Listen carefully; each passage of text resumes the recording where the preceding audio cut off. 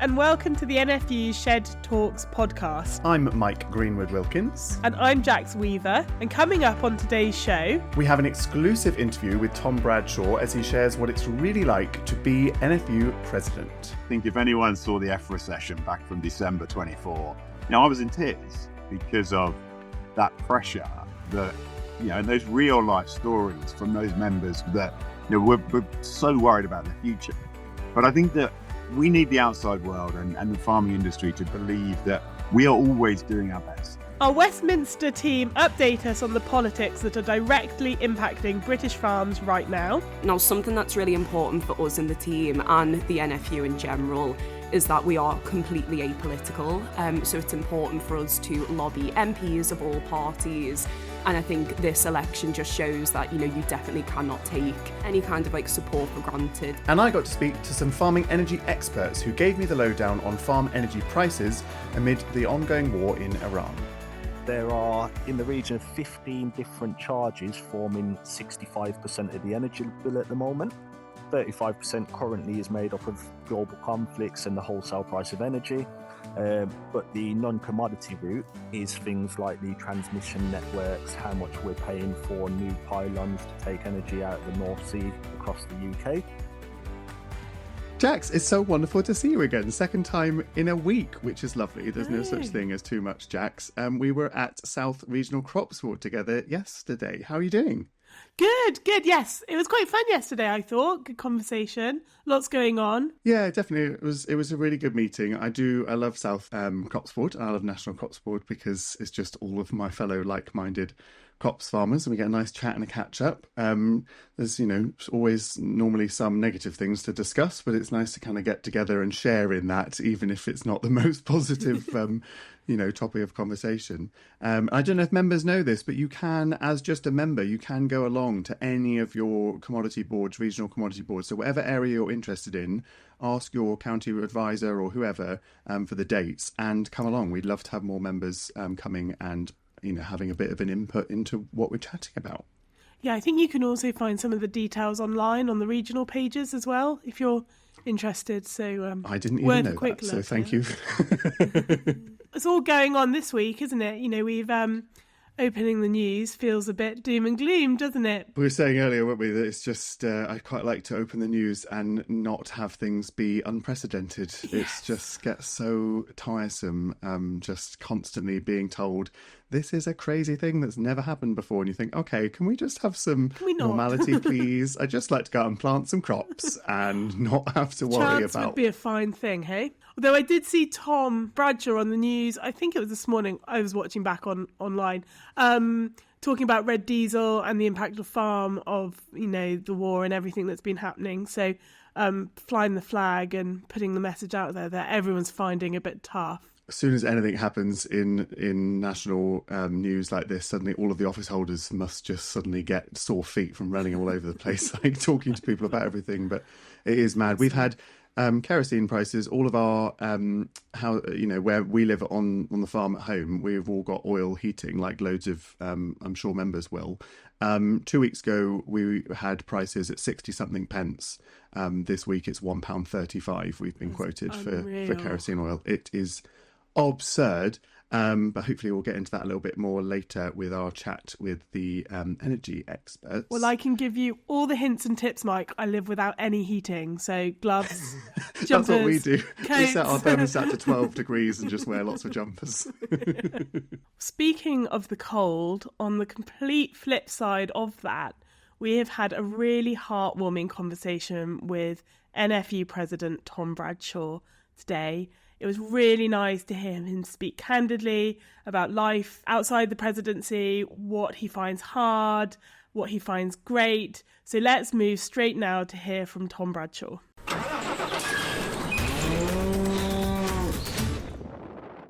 Morning, Tom. Welcome to the podcast. Great to have you here. We're going to jump straight in. So how does it feel to be re-elected? It's a massive relief, if I'm honest with you, but also a huge, huge honour. I mean, I've had the privilege of leading the NFU through what has probably been one of the most challenging 2 years we've had in recent times. And to now hopefully be in a place where we might be able to look forward a little bit more strategically even possibly setting some of the agenda rather than reacting to what's going on in politics is a great place to be.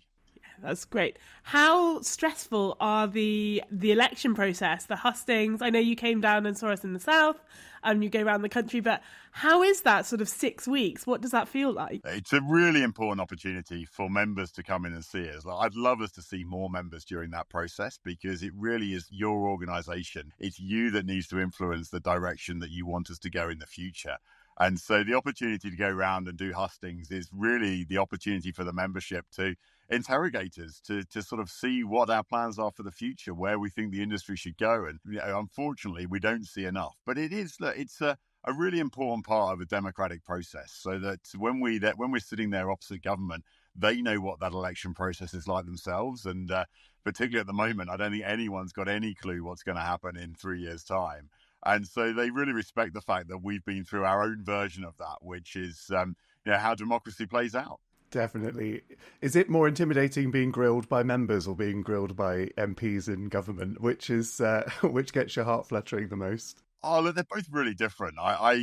We are only here because of the membership. Yeah, the 43,000 members that the NFU has across England and Wales is what gives us the opportunity to sit there with authenticity, but also power of that union behind us when we're opposite those MPs, whether it be a select committee or even when I'm sitting there opposite the Prime Minister.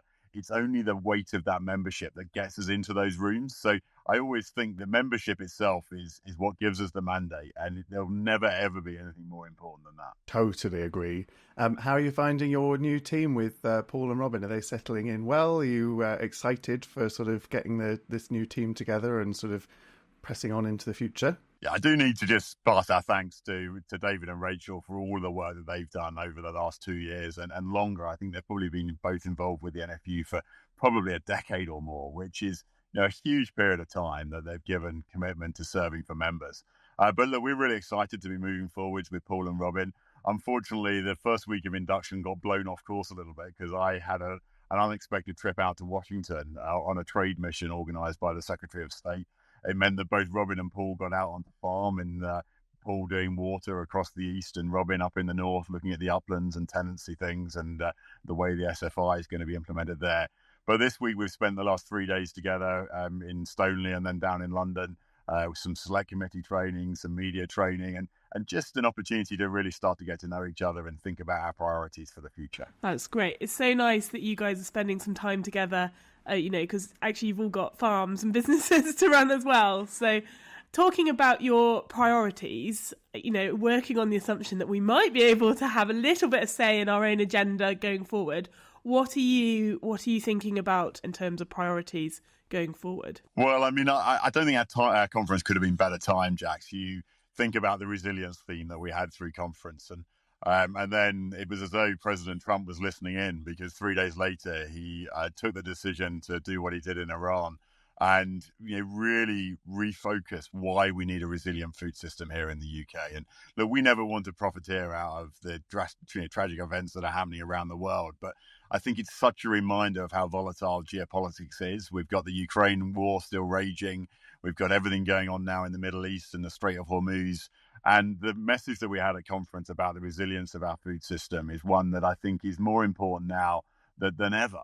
And particularly when you couple all of those geopolitical challenges with climate change as well. But I think what we need to do is add an economic layer to that. We've spelt out the reasons why it matters and why it matters to 70 million consumers. But I think it goes beyond that. There's also an economic rationale for why investing in our domestic food system is going to drive local economic growth. It's going to drive the availability of food. It's going to create massive investment. And I think driving that economic story is something that I know we've discussed as office holders, and we believe that that's really important, particularly to cut through into Treasury. And one of the really interesting things we saw out in the US was a USDA-backed loan guarantee scheme, where if there's significant investments, they will underwrite the loan. Now, it will never cost the USDA a penny unless the farm goes out of business or the grower goes out of business, but it means they have access to more affordable finance. And that's certainly something that we've found really interesting, and the Secretary of State obviously heard that as well. So is that borrowing more competitive? So are you able to borrow more than say you would be able if you were just going it through sort of normal financial bank routes? It certainly reduces the risk for the banks, and the finance is more competitive, even if it's not access to more finance. The interest rates are lower, therefore the repayment costs are lower, and hopefully that would actually feed through to more affordable prices at the retail shelf as well. As a member, it makes me so happy when I hear the office holders and yourself talking in financial terms like that, because I think often, especially the rhetoric you get out of government quite a lot, farming can be seen as this quite sort of quaint industry, and we are all passionate about our industry and we are all vocational in what we do. But sometimes that can be sort of almost used as a bit of a stick to beat us, that the only reason we do it is because we love it and we don't need to make money. But actually, we're all businesses and the businesses need to function and they need to be profitable, and we need support to do that. It's amazing hearing about your travels to Washington, and I think members listening to this probably wouldn't expect that that's the type of thing that the NFU president would get to do. But hearing that little snippet of a benefit you've got out of that and how we could then talk to our government about that as an idea is fascinating. What are some of the other sort of maybe a bit more out of the box things that you get to do, or places you've been as president that members might not expect but that have sort of really benefited the NFU? Oh, look, I mean, there's probably some of the things that resonate most with me, Mike, are when I've been out on a farm in Pembrokeshire, for instance, and hearing the really personal story about what the change to IHT has meant to that family. And they're the stories that, that really live with me, because we know we've made a difference on the ground to the future of that family farm. Then you sort of think of the work that we do over in Copa-Cogeca, over in Brussels. And there were probably a lot of questions about whether we should shut the BAB office. And then now we're going through the SPS realignment and the negotiations there about reducing friction at the borders.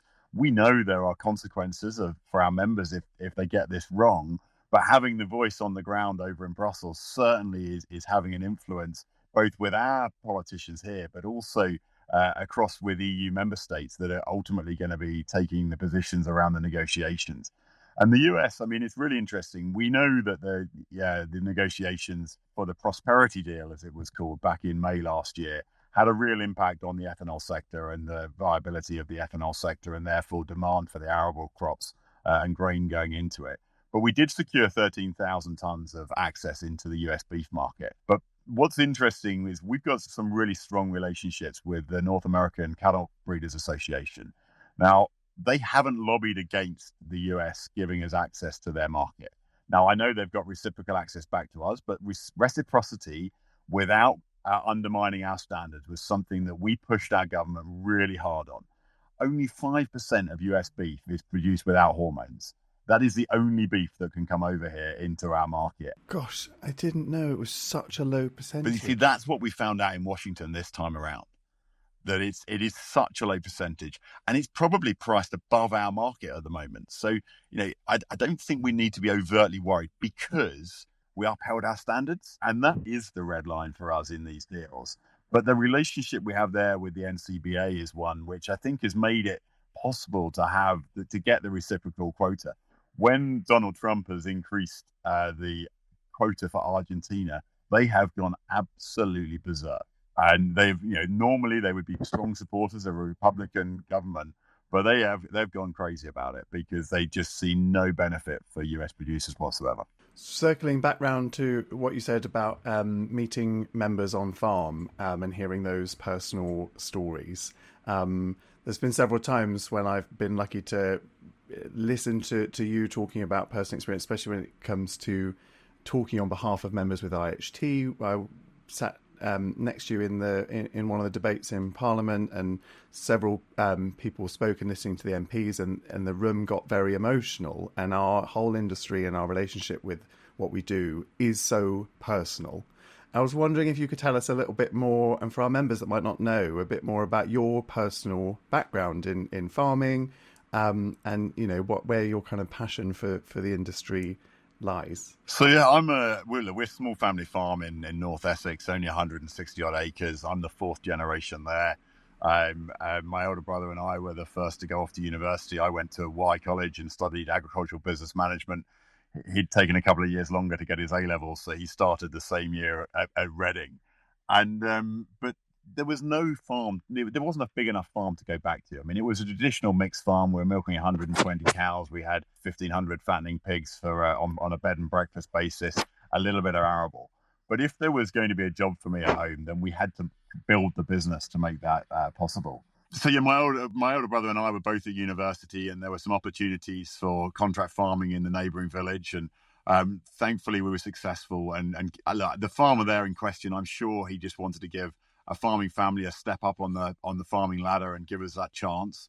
And then we built that business through the early 2000s, very rapidly at a time of very low grain prices, all on secondhand machinery. I mean, I was working like an idiot, absolutely loved it. And it was great fun, if a bit challenging. We sold the dairy cows after I'd only been home 6 weeks. I said to Dad, look, I really think we should sell the cows. And he's always been my biggest supporter, as well as probably he's willing to challenge if he doesn't believe it's right. But it was a really brave move for him to say, yeah, we'll sell the cows. I guess what really changed my outlook was when I did a NFU Scholarship in 2011 and had the opportunity to travel the world.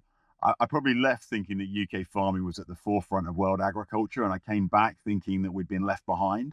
But seeing everything from the best organic farmers in Australia, where every day there's a very real risk that they'll have a crop failure, through to those using the best GM technology in Argentina. I mean, it was an amazing opportunity, and anyone under 45, I would give a real recommendation to getting out there and looking at what Nuffield can offer you, and that opportunity to see global agriculture.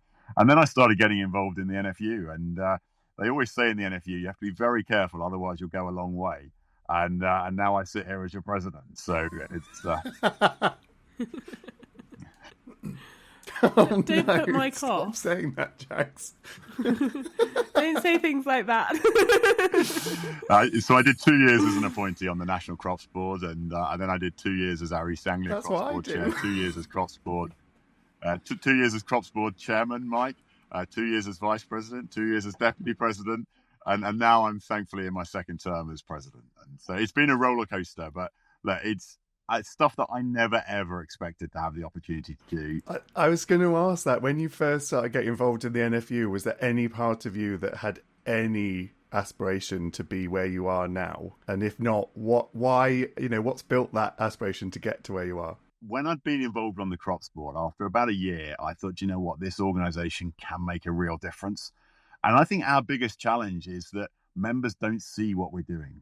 And that's something that we've got to try and improve, so that our grassroots members, as we refer to them as, our core members on the ground, that every year are signing up their subscription, can see what it is that we're doing for them. And I think that once you see the work of the NFU, it's difficult not to accept that there's always areas where we're having influence. What would you say to those sort of younger farmers who are just getting involved, or maybe gone through one of our SciFAP schemes, or just coming home and setting up the business and getting their teeth into it and thinking, I'll get and see what the NFU has to offer? What would you say to them about getting involved and sort of joining our community? I guess I'd start off by saying be very, very careful, because you might end up where I am. But genuinely, you only ever get out of life what you put into it. And I've had some personal tragedy with losing my brother and things like that. And I know that this isn't a trial run. And, if you're finding something that you enjoy, and I'm lucky that, yes, there's huge amounts of pressure, but I love what I'm doing. And, it's very different to the day-to-day farming. And I've had to make myself sort of surplus the requirements on the farm at home. And I've got a farm manager there who, runs it like it's his own, and I'm able to leave him to get on with it. But whatever you find in life that gives you that opportunity to do something that you're enjoying, just grab it with both hands and really seize that opportunity. And, we had dairy entrepreneurs in farming in yesterday, and I said to them, I think we are on the cusp of a fantastic time for the future of dairying, with demand for raw proteins or unadulterated proteins. I think that there's 70 million consumers living on an island. And we need a thriving NFU to be able to help create the opportunities for the future and the legislative framework, the regulatory framework that enables those businesses to thrive. You mentioned that it's quite difficult sometimes to sort of not sell to members, but explain to members and promote to members all of the good things, the good work that the NFU is doing and how it's impacting them. And I remember I came through the Student Young Farmer program, and one of the first things we got to do was tour HQ and meet all the different teams, and it literally blew my mind, the broad range of things that the NFU does that I had no idea about before. How do you think we can better explain to people and really shout about the benefits and all the positive things that the NFU does to our members so that people can really, see all of the good? Because it's hard. We do so many different things that apply to different people. It can get a little bit lost sometimes. Yeah, and look, it is. We are a big beast of an organisation that, a lot of members will probably know their group secretary, their county advisor, and maybe the president of the NFU, and they don't know a lot in between. And, so somehow we've got to try and bridge that gap. And I think we used to rely, if you go back 15 years, we used to rely on NFU members coming to the NFU.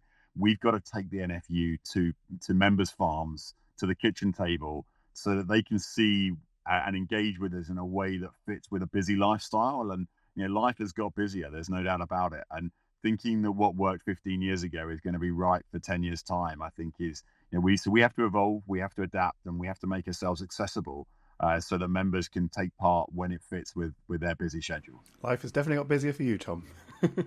Tom, we've probably only got one more question, and I do want to just make sure you've got the opportunity to say anything else you want to say. So I guess my final question is really sort of on the personal, it's a huge opportunity for you personally, the journey that you're on with the NFU and beyond when that time may come. But what do you not like about it? What's the worst bit of the job, There's very, very few days where I struggle to be enthusiastic about the job I'm doing. But clearly, through the IHT campaign, there was a huge, huge amount of pressure. And Mike, you talked about the personal stories. And, I think if anyone saw the EFRA session back from December 24, I was in tears because of that pressure that, and those real life stories from those members that, we're so worried about their future. But I think that we need the outside world and the farming industry to believe that we are always doing our best. Now, I'm not going to tell you that we're perfect, but we are fighting for the future of our industry day in and day out. And sometimes the abuse that we're given by non-members is the bit that makes it most difficult, because I'm afraid it's criticism that cuts through most loudly. The overwhelming support that we had coming in over Christmas is something that I will always remember, but it's still that sometimes really abusive criticism that actually has the biggest impact. And I think it's that element that if there was one bit that is most difficult to deal with, it is the non-members, but that have a large opinion about what the NFU is or isn't doing. And all I'd say to you is get involved, because if you don't like what we're doing, steer the ship, and we are genuinely a members organisation. And I think everyone who's ever been an office holder has started as a grassroots member who's had an opinion or been asked to get involved. And you end up being in a position where you really can create the future for the organisation and for the industry.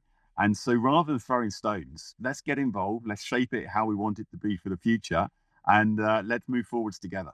I think that's such a great mentality to have. It's almost very resilient in your own head. So, and we know that from both Mike and I are in the South region, but even at that local, regional level, we've heard the criticism. So it must be so much more pressurised for you on that sort of national platform. So I think we can really understand and sort of sympathise with you on that. I'm not going to finish with a question, but on the back of what you've just said, I'm just going to finish with thank you, because I agree with what you said at the start. I think the last couple of years of your tenure of presidency has been one of the most difficult periods that the NFU has been through. And I think we are so lucky as an organisation to have had you leading it in the way that you have, with the conviction that you had, without the fear of allowing that emotion to come through as well. I've been in tears at times about what we've been going through in the last couple of years, and several times it's been when watching you and what you've said, and when you've come and spoken at local meetings. You just have this power of emotional understanding of what farmers and members and our industry is going through, and I think it's so powerful.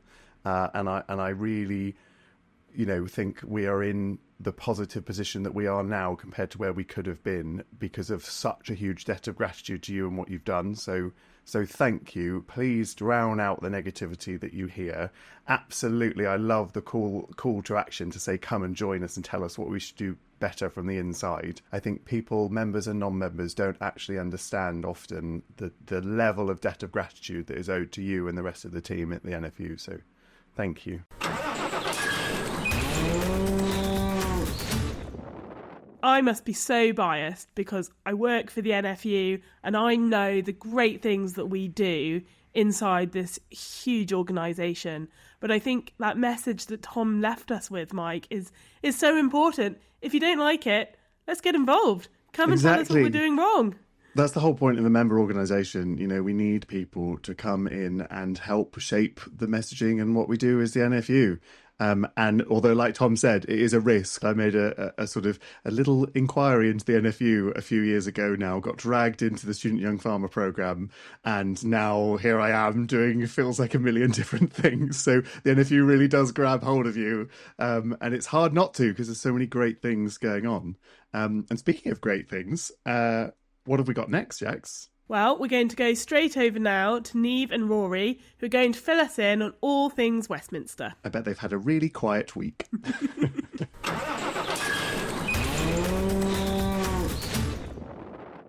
Hello and welcome to the Westminster section of the podcast. You've got me, Niamh McGinty. And me, Rory Hodges. So it's been a very busy few weeks in Westminster, and I think that's largely been driven by geopolitical uncertainty, obviously with the Iran conflict and concerns about red diesel and fertiliser.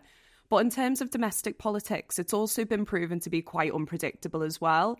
So a big job for us in the NFU's external affairs team, alongside all of the lobbying and writing briefings and organising events, is to try as best as we can to keep on top of an ever-evolving political landscape. And that's really important so we know who the key players are and what issues might crop up. So since we last spoke to you, we've had the Gorton and Denton by-election. Now, Rory, as our resident expert on parliamentary procedure, can you explain what a by-election is? Yeah, so, it's one of the weird quirks of our political system, but MPs are not actually allowed to resign. It's prohibited. But they've found a way around it by getting appointed to these niche political positions or crown offices, which is the steward and bailiff of the Chiltern Hundreds. So once you're appointed to that by the Chancellor, if you've indicated that you want to quit, that's you gone. But it's called taking the Chilterns. And so Andrew Gwynn, who was the Labour MP for Gorton and Denton, resigned on health grounds. He had been a health minister under Starmer, so from 2024, but he did have to resign shortly after, and he is a bit more well known for sending some unfortunate WhatsApp messages about members of the public rather than his stint as health minister. But he did resign, and that forced a by-election. And all of the major parties were standing. I think we also had representation from the Monster Raving Loony Party, that they were standing as well. And it was billed as a three-way fight between Labour, who were hoping to hold the seat, Reform and the Greens. The constituency itself is a bit weird. It's kind of pretty much cleaved in two in terms of where you can see where the support was drawn, particularly for the Greens and the Reform.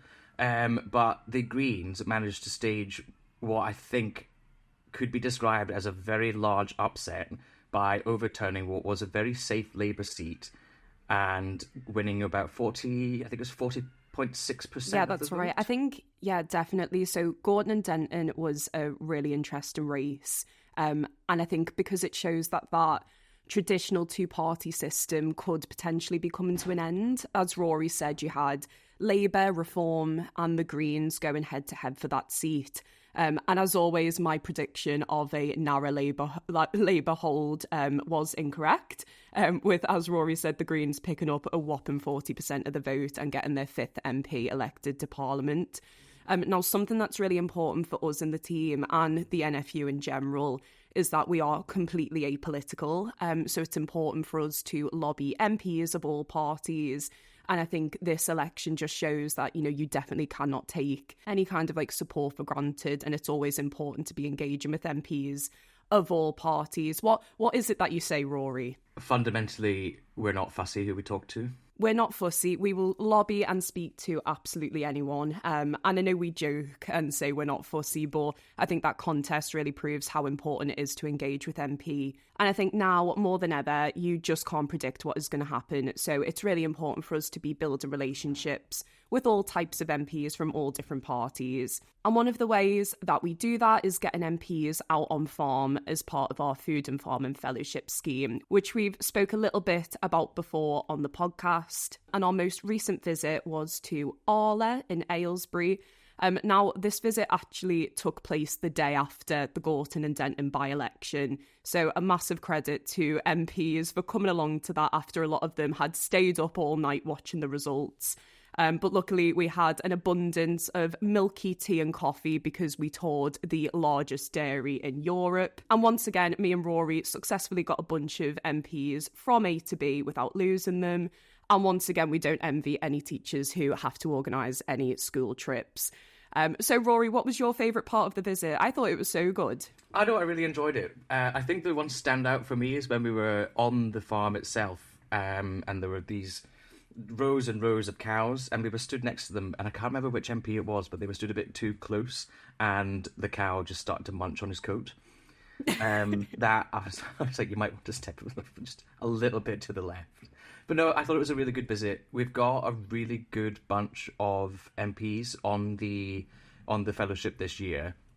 There are fewer of them than compared to last year, but they are really engaged, and they're asking really good questions when they were out there, and I think they enjoyed the visit as well. Yeah, definitely. I think it's really nice to see just how because they've been MPs for a little bit longer, this is obviously the second time that we've run this scheme. It's actually quite impressive to see how developed all of their policy knowledge is.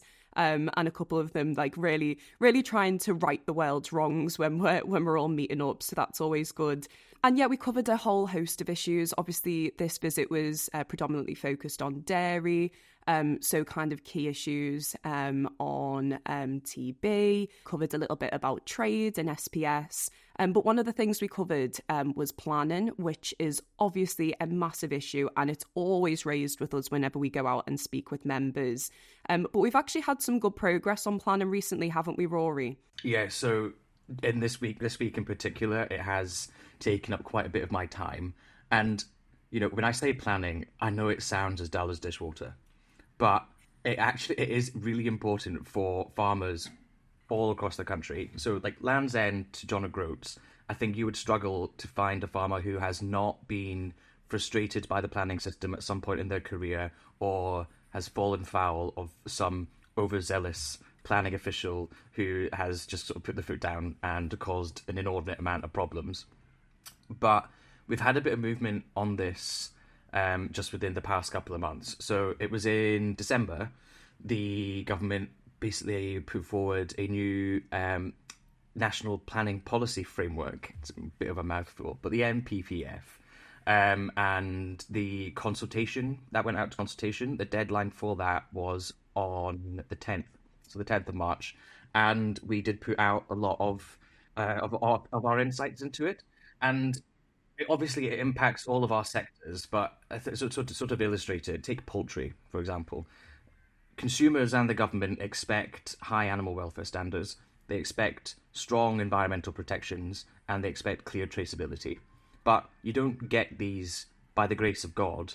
You need to have well-designed modern buildings for them, and these don't just sprout from the soil. So you do need to make sure that you're actually getting them constructed.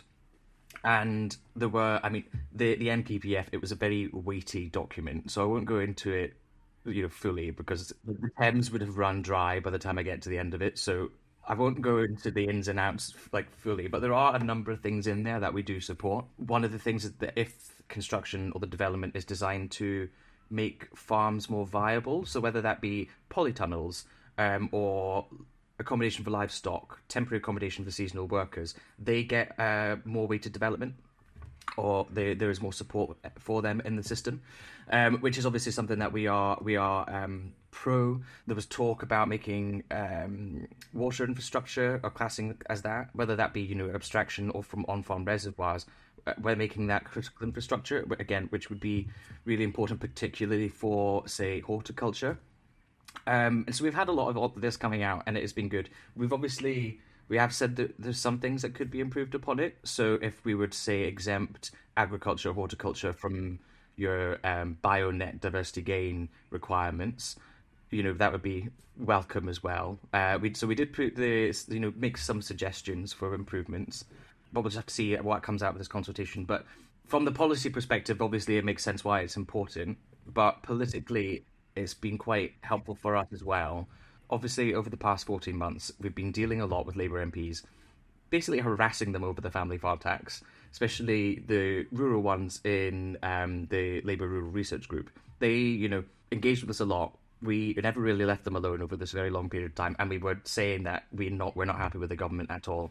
The policy is terrible. Because we are in favour of it, it has shown that, when we are not happy with the government, we will go off, we will campaign against them. But if you are doing things that we like, we will publicly support you. We will say that this is a good idea. And so it is helpful for us to show that, we will actually come out and we will be helpful as well, rather than just having a constant pot shot. So it's been very, very helpful for building those relationships with those MPs, or solidifying those relationships with those Labour MPs. Yeah, definitely. It's given credit where credit's due. And I think, we've got some really positive things coming out of that consultation on national level. And hopefully, we'll see that translated down to local level as well. So obviously, very busy, lots going on. But that's all from us this time, and we'll see you later.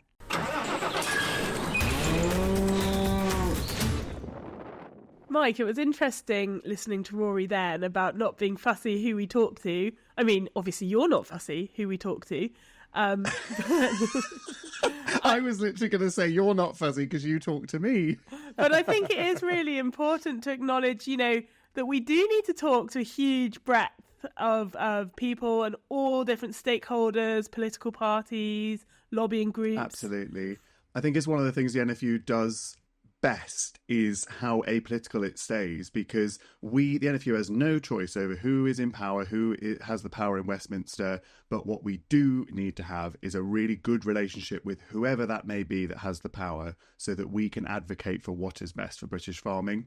So having that neutral stance and being able to engage with everyone is just so fundamental to us being able to be successful for members. So yeah, it's really good to hear that from the Westminster team. And it allows us to be timeless, so that, we don't get sucked into the political landscape of the time. We're just trying to help shape it. So I think that's really, really important. Definitely. Now, next up, we have a particularly pertinent conversation with all that's going on in the world at the moment, with a wonderful and interesting discussion with the people from NFU Energy.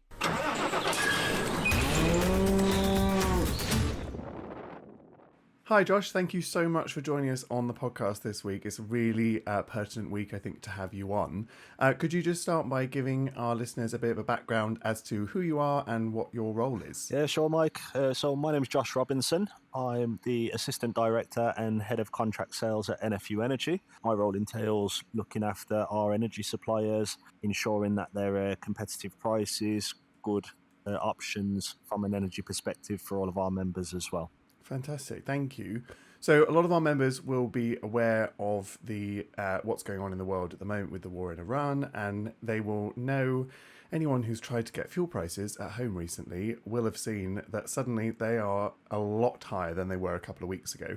Obviously, people are seeing what's going on in the news and they're seeing what's happening at the farm gate, but I suppose people might not know quite why it has the knock-on effect in the way that it does and why it happens quite so quickly. So why are farmers suddenly seeing this massive spike in this way? I would suggest there's two primary reasons for that, Mike. The first one would be that a lot of the tankers that are coming through the Strait, we've probably seen a lot of this on the news, that has had suspended operations, and it has led to a delay in energy getting around the world.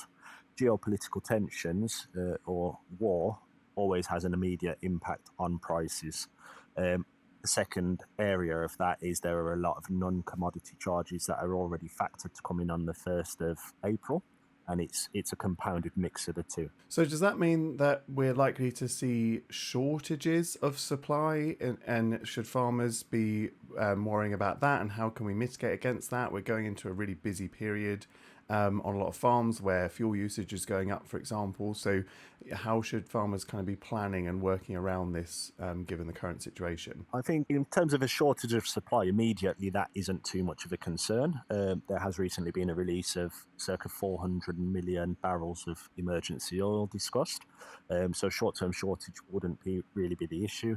The bigger problem is the longer this conflict continues, the longer tankers are suspended and alternative infrastructure isn't up and running, the higher the risk of not having energy ready for winter 2026. That is really where a lot of the risk is coming from. And when you talk about how long it's going to take, even if, say, we're all hoping that the conflict stops as soon as possible, if it was to stop today, I'm assuming that prices aren't going to suddenly go back to where they were immediately for people on farms. So assuming that it stops really quickly, the conflict that's going on, how long should farmers be thinking they're still going to need to be planning and thinking about this sort of energy shock that's going on? In terms of the oil prices coming down, it could actually also help to bring down the unit price. The longer term issue is that with places like Qatar Energy, where works have been completely suspended, to get an energy plant back up and running does take a minimum of 2 or 3 months. So even if the war stopped tomorrow, you would still expect to see follow-on repercussions, volumes of having tankers with no energy to fill onto the tankers. That is the real risk. So at the point it stopped, you would probably still be looking at least 2 or 3 months, I would suggest. I mean, we recently had, I mentioned to Jax earlier in the podcast, all of our heating on the farm at home is kerosene. Lots of people in rural communities will be in the same sort of situation.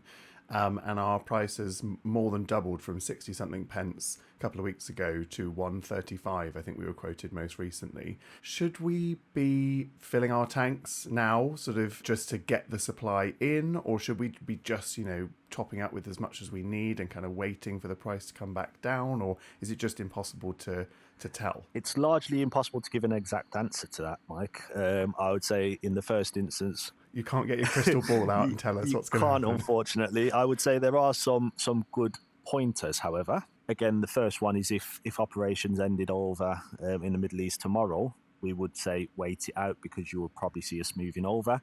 The longer the conflict goes on, the higher the likelihood of us not having storage for energy next year.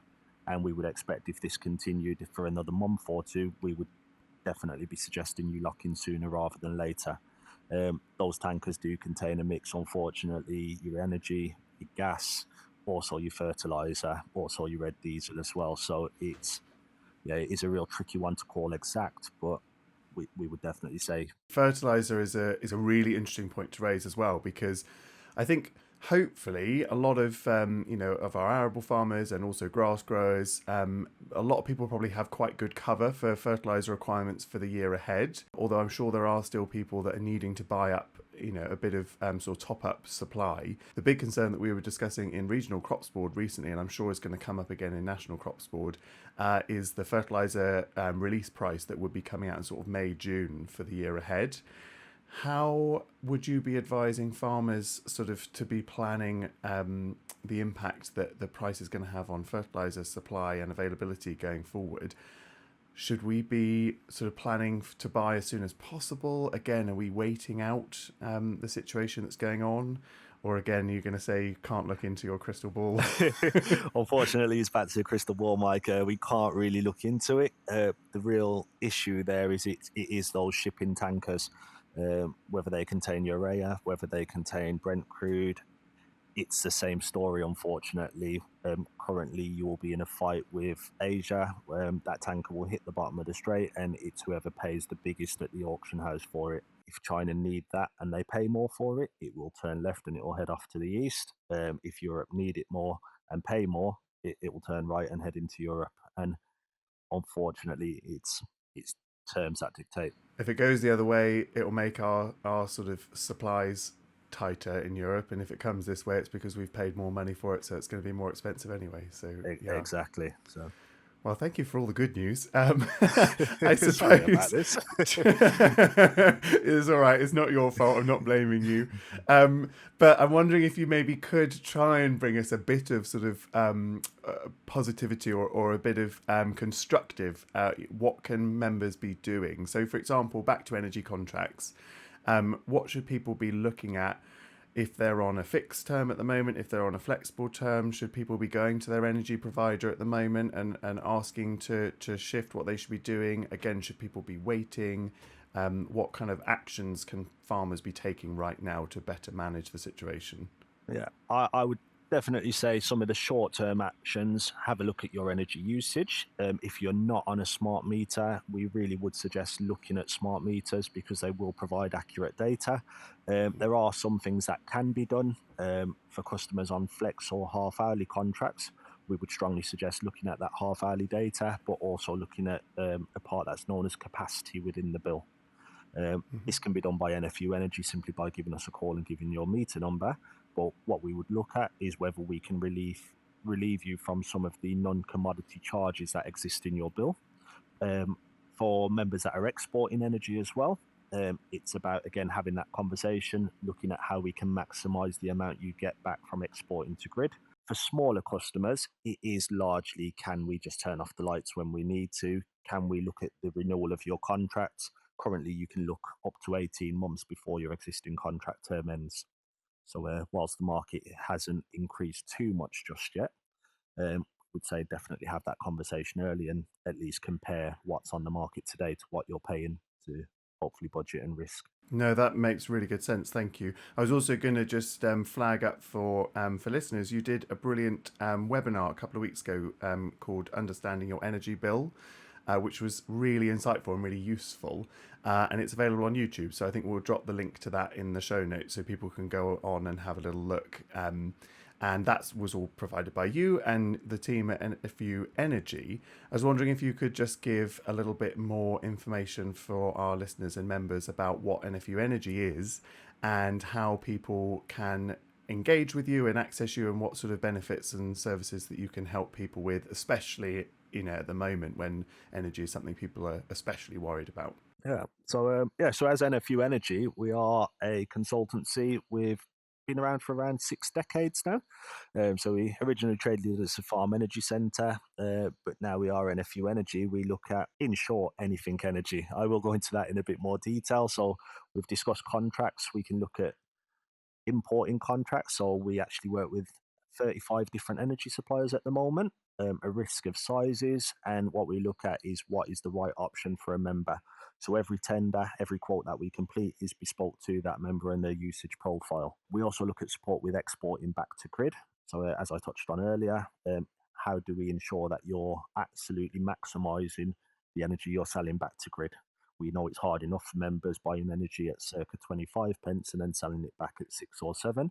So we do what work we can to ensure that that cost actually goes up and they do maximise there. We do then have the other arm to the business. So increasingly we find that members do want to come away from the grid. They want to remove that reliance on grid capacity and grid support.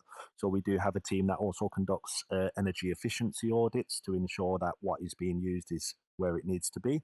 But we would also look at feasibility. So increasingly we see with the drive to net zero, clean power 2030 goals, people do want to install renewable on site, and we are that trusted arm. We've been NFU vetted and NFU approved in terms of recommending installers, in terms of looking at options and making sure the project is feasible before people spend the money. I'll probably say the last point there is we actually currently sit on an array of different platforms and consultation groups. So we do a lot of the work behind the scenes, which forms a lot of the lobbying aspects. We currently sit on 2 consultation panels where we're looking at things like removing unreasonable rules. Grain dryers is a perfect example where they have peaky usage. We're trying to look at a rule which actually excludes them from some of these industry charges that they're facing all year round, when we all know they're only using that energy at a short burst at a time. That's a little bit of an overview, but I would say in a nutshell, anything energy, give us a call and we can generally help.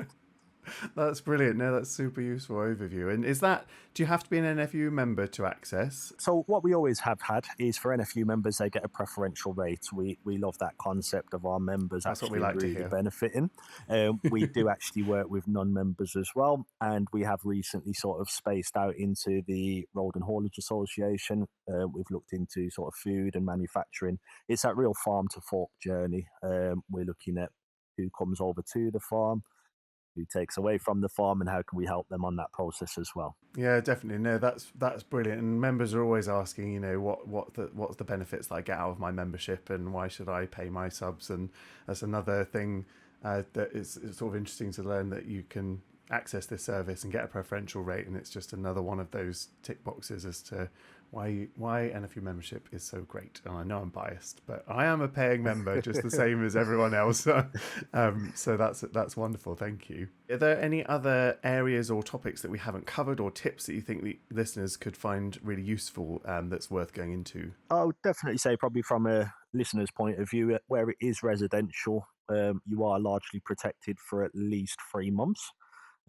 because as we're aware, the domestic price is reviewed every 3 months. You will likely see an increase. I think it's in June. That's the domestic price cap.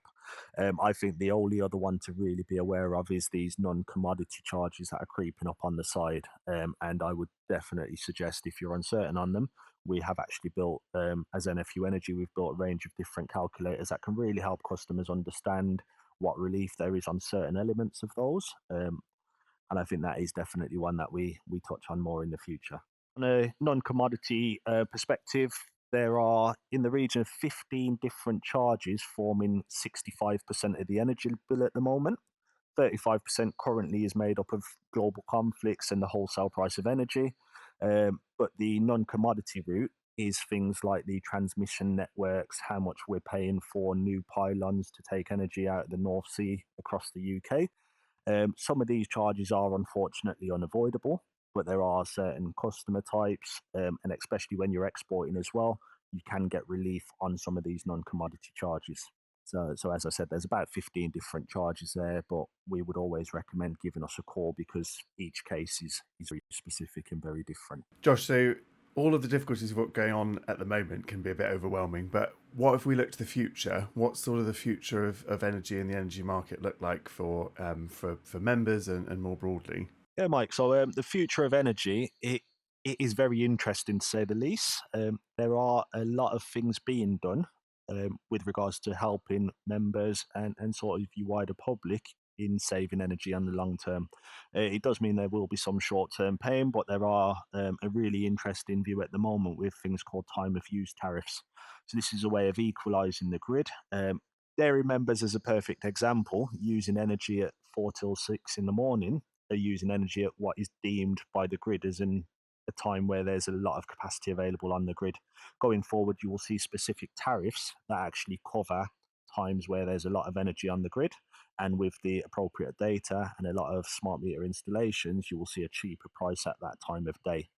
It does come with swings because there will be times like 7 a.m. in the morning or half time of a football match in the World Cup final where there'll be a big peak of energy. Everyone's And got to make their cup of tea. Cup of tea time. But yeah, you would unfortunately find the energy price at that half an hour of the day would be quite expensive.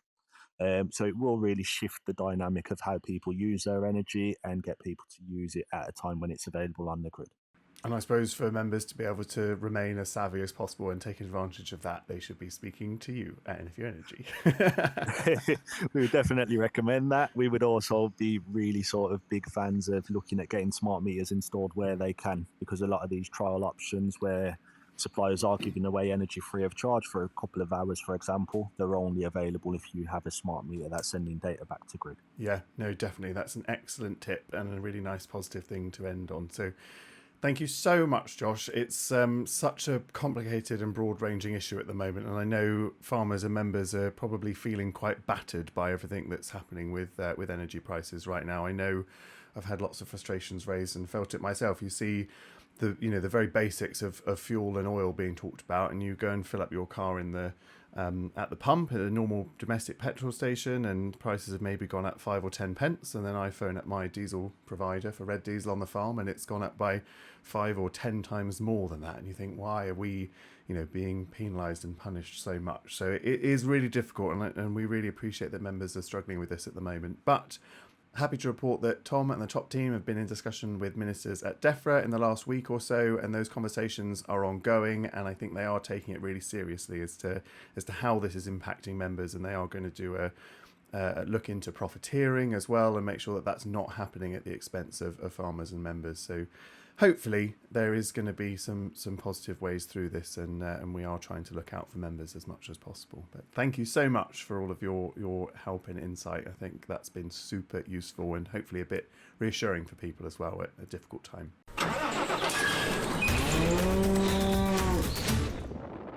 I was very grateful for the team at NFU Energy for that conversation. It's, I think, a really interesting insight because it's incredible how energy affects so much of what we do in our industry, be it fuel prices, fertilizer, electricity costs. You hear energy and you think, what does that really mean? But it just impacts so much of what we do as farmers.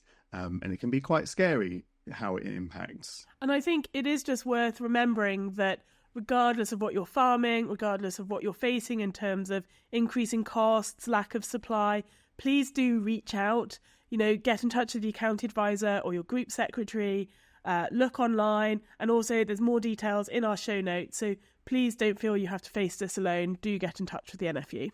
Definitely. It's exactly what the NFU is for. The people on the end of the phone, be it Call First or any of those other options you say, everyone is so lovely and so willing to help. And it's what we're here for. Mike, it's always so short. I just love catching up with you on the podcasts, and I'm really looking forward to next time. Me too. I feel like I don't know how we're going to keep bettering ourselves. We've had a Secretary of State, we've had the NFU President, you had Terry Jones. I feel like we're absolutely smashing it with the podcast. Can't wait to hear what our B team of presenters have next, and hopefully they'll maybe try and outcompete us. Oh no, the poor team. I think that's all we've got time for today, so please do follow us on socials, hit like, and hopefully, Mike, next time we speak, the world might have calmed down just a little bit. Fingers crossed, we can absolutely hope for that. So lovely to see you, Jax. Thanks everyone for listening, and we will see you next time.